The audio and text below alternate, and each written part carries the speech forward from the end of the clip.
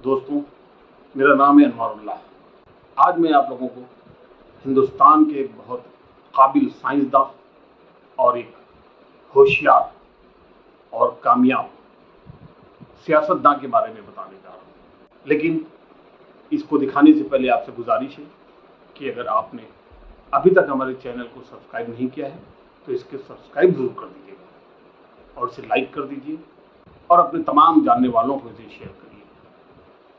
तो आइए अब हम आज आपके सामने अपना ब्लॉग शुरू करते हैं। ये ब्लॉग एपीजे अब्दुल कलाम साहब के बारे में है और जिनका पूरा नाम अबुल पाकिर जैनुल आबदीन अब्दुल कलाम है।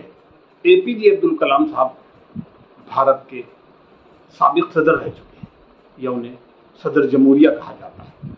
वो हिंदुस्तान के बहुत ही काबिल साइंसदान और एक कामयाब सियासतदान भी थे।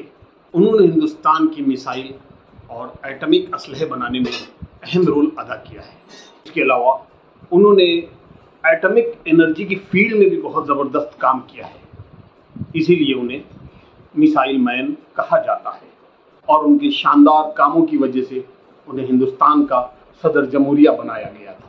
एपीजे अब्दुल कलाम की पैदाइश रामेश्वरम के एक तमिल मुस्लिम घराने में 15 अक्टूबर 1931 को हुई थी, जिनके वालिद का नाम जैनुल आबदीन था और उनके वालिद का पेशा नावों को किराए पर देना या उन्हें फरोख्त करना था।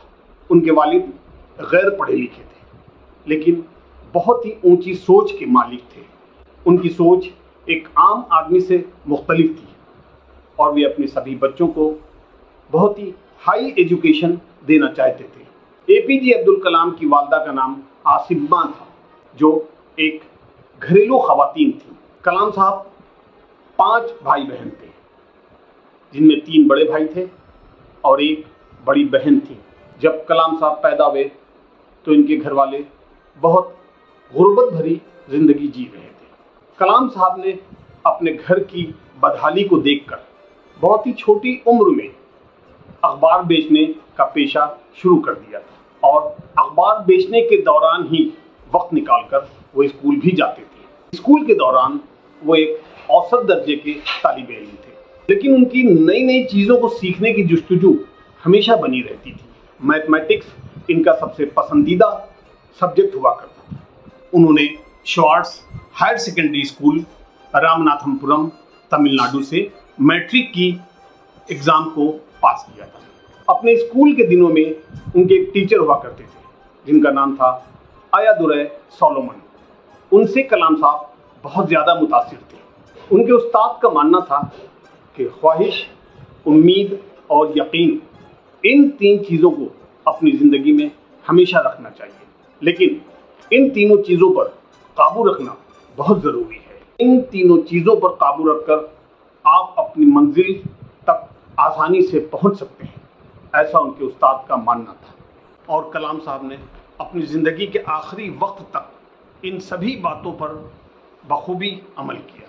अपनी इब्तिदाई तालीम मुकम्मल करने के बाद कलाम साहब ने सेंट जोसेफ कॉलेज तिरुचिरापल्ली से बीएससी की डिग्री हासिल की। उसके बाद 1955 में कलाम साहब मद्रास चले आए।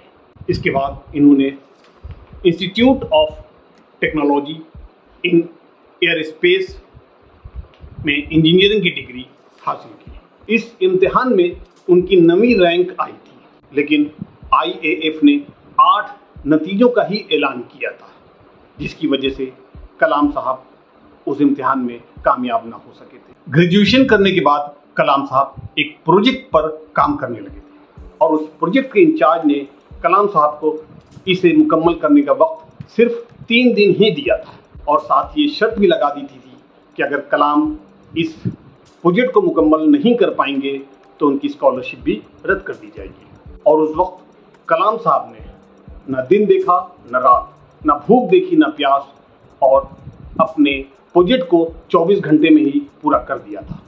उनके प्रोजेक्ट इंचार्ज को बहुत ताज्जुब हो रहा था, कोई भी शख्स 24 घंटे में इस प्रोजेक्ट को कैसे पूरा कर सकता है। इस तरह के कई चैलेंजेस का कलाम साहब ने अपनी ज़िंदगी में डट कर मुकाबला किया था। वो डीआरडीओ में एक साइंसदान के तौर पर शामिल हुए थे और इस इदारे में उन्होंने विक्रम साराभाई के साथ काम किया था। 1969 में एपीजे अब्दुल कलाम साहब इसरो आ गए थे और यहाँ पर वो एक प्रोजेक्ट डायरेक्टर के तौर पर काम करने लगे। इसी ओहदे पर रहते हुए कलाम साहब ने हिंदुस्तान का पहला सैयारा अर्थ की ऑर्बिट में कायम किया था।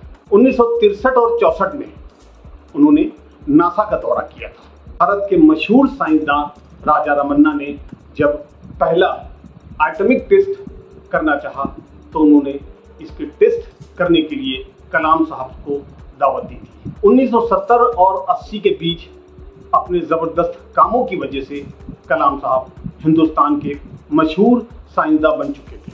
उस वक्त की प्रधानमंत्री मिसिस इंदिरा गांधी कलाम साहब से बहुत ज़्यादा मुतासिर थी और उन्होंने बिना अपनी कैबिनेट की मंजूरी के कुछ पोशीदा काम कलाम साहब को सौंपे थे और 2002 में उस वक्त की एनडीए हुकूमत ने कलाम साहब को अपना सदर जमहूरिया उम्मीदवार मुंतखब किया था।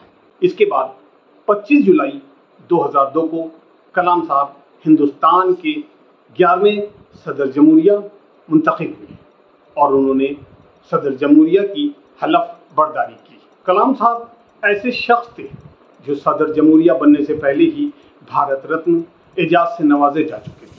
कलाम साहब जब अपने सदर के ओहदे से फारिग हुए तो हिंदुस्तान क्या पूरी दुनिया के कई कॉलेजेस में विजिटिंग प्रोफेसर के तौर पर जाते थे।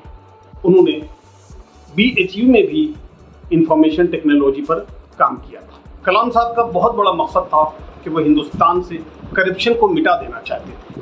कलाम साहब जो थे वो यूथ के आइकन भी थे। उनकी इस शोहरत को देखते हुए MTV youth icon of the year award से उन्हें नवाजा गया था। कलाम साहब के अवार्ड की लिस्ट तो बहुत लंबी है, लेकिन उनमें से कुछ अवार्ड्स के बारे में मैं आपको बताता हूँ। 1990 में पद्म विभूषण मिला और 1997 में उन्हें भारत रत्न के एजाज से नवाजा गया और 1997 में इंदिरा गांधी राष्ट्रीय एकता पुरस्कार उन्हें मिला। 1998 में वीर सावरकर अवार्ड और सन 2000 में उन्हें रामानुजम अवार्ड मिला था। 2008 में ही उन्हें अलीगढ़ मुस्लिम यूनिवर्सिटी से डॉक्टर ऑफ साइंस का एजाज मिला था। 2009 में उन्हें वॉनकॉम विंग्स अवार्ड मिला। फिर 2009 में डॉक्टरेट के नवाज से उन्हें ऑकलैंड में नवाजा गया। 2010 में डॉक्टर ऑफ इंजीनियरिंग के अवार्ड से वाटरलू यूनिवर्सिटी ने उन्हें नवाजा। 2014 में उन्हें डॉक्टर ऑफ साइंस के नवाज से एडिनबर्ग यूनिवर्सिटी UK ने नवाजा। कलाम साहब ने कई किताबें भी लिखी हैं जिनमें उन्होंने अपने ख्यालात का इजहार किया है। उनकी एक किताब थी my journey ignited minds, a vision of the new millennium, unleashing the power with in India. उनकी इन किताबों का कई ज़बानों में तर्जुमा किया जा चुका है। 2011 में कलाम साहब पर एक फिल्म भी बनी थी जिसका नाम था आई एम कलाम। इस फिल्म में एक गरीब बच्चे को दिखाया गया है जो कलाम बनने का मुस्बत ख्याल अपने जहन में लाता है और इस ख्याल की वजह से वो लड़का अपना नाम कलाम ही रख लेता है। 27 जुलाई 2015 को 84 साल की उम्र में कलाम साहब शिलोंग के IIM में एक लेक्चर दे रहे थे। उसी दौरान उनको कार्डियक अरेस्ट हुआ। इस कार्डियक अरेस्ट की वजह से वो बेहोश हो गए थे और उसी दिन शाम को 6:30 बजे उन्हें बेथानी के मेडिकल कॉलेज में एडमिट किया गया था। लेकिन अफसोस 2 घंटे के बाद में उनका इंतकाल हो गया था। उन्हें डॉक्टर न बचा सके थे। कहा जाता है कि उनकी तदफीन में तकरीबन 3.5 लाख लोग शामिल हुए थे, जिसमें हिंदुस्तान के बड़े से बड़े लोग थे, गरीब लोग भी थे। इसके अलावा पूरी दुनिया की अहम शख्सियत उनकी तदफीन में शामिल हुई थी। तो ये थी कहानी APJ अब्दुल कलाम साहब के बारे में। आइए अब हम अपना ब्लॉग आगे आपको दिखाते हैं। The best brain of the nation may be found from the last benches of the classroom. Sir, could you please tell us what made you to believe in the last bench students? Where are you? Repeat your question. The best brains of the nation may be found from the last benches of the classroom. Could you please tell us what made you to believe in the last bench student? Because I was the last bench. Even I too, sir. Sometime on the last bench. Most of the time on the first bench. But I felt a last bench, and everybody has got some knowledge. Every human being has got some knowledge.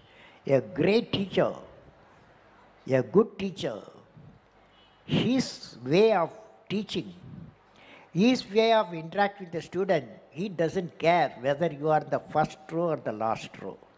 For him, everybody a student. For her, everybody a student. Okay? Thank you, sir. So friends, with this I will say, all of you repeat with me that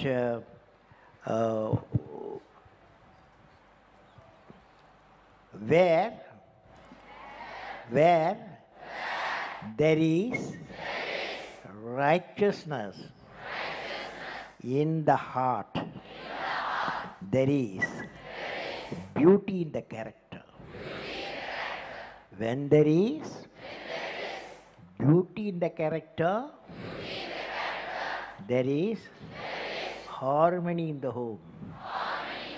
Who will give this righteous in the heart? Before 17 years, afterwards very difficult. When you reach 17, another plus are